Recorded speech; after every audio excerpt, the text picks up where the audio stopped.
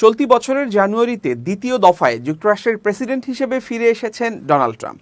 এর সঙ্গে বিশ্বে যেন আবারও ফিরে এসেছে বাণিজ্য যুদ্ধ। ট্রাম্প ক্ষমতায় এসেই চীনের পণ্যে অতিরিক্ত 10% শুল্ক আরোপ করেছেন।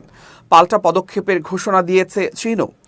এমন অবস্থায় দুই পরাশক্তির শুল্ক যুদ্ধের মধ্যে ওয়াশিংটন ও বেইজিংয়ের সম্পর্ক গুরুত্বপূর্ণ সন্ধিক্ষণে রয়েছে বলে জানিয়েছেন চীনের প্রধানমন্ত্রী লি কিয়াং।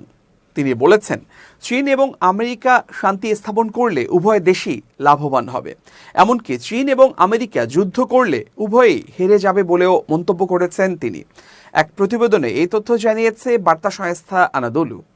বার্তা সংস্থাটি বলছে, বেইজিং এবং ওয়াশিংটনের মধ্যকার সম্পর্ক গুরুত্বপূর্ণ সন্ধিক্ষণে রয়েছে বলে চীনের প্রধানমন্ত্রী লি কিয়াং মার্কিন সিনেটর স্টিভ ড্রেইন্স এবং বেইজিংয়ে মার্কিন ব্যবসায়ীদের সাথে কথা বলার সময় জানিয়েছেন।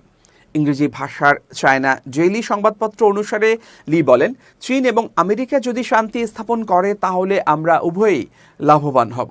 যদি তারা যুদ্ধ করে তাহলে আমরা উভয়ই হেরে যাব।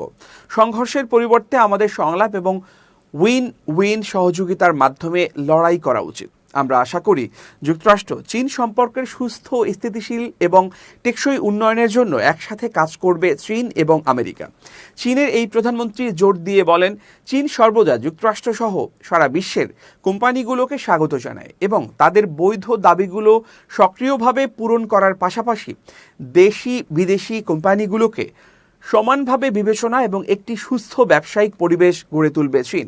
মার্কিন সিনেটর স্টিভ ড্রেইন্স বলেন, আমরা যখন চীনের দিকে তাকাই তখন দেখি 1991 সালে চীনের অর্থনীতি প্রায় $500 বিলিয়ন বা তারও কিছু বেশি ছিল।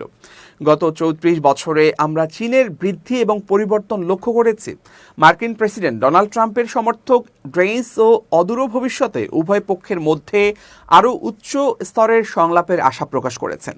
মার্কিন এই সিনেটর এর আগে আমেরিকান ব্যবসায়িক নির্বাহীদের সাথে বেইজিংয়ে বার্ষিক চীন উন্নয়ন ফোরাম 2025-এ যোগ দিয়েছিলেন।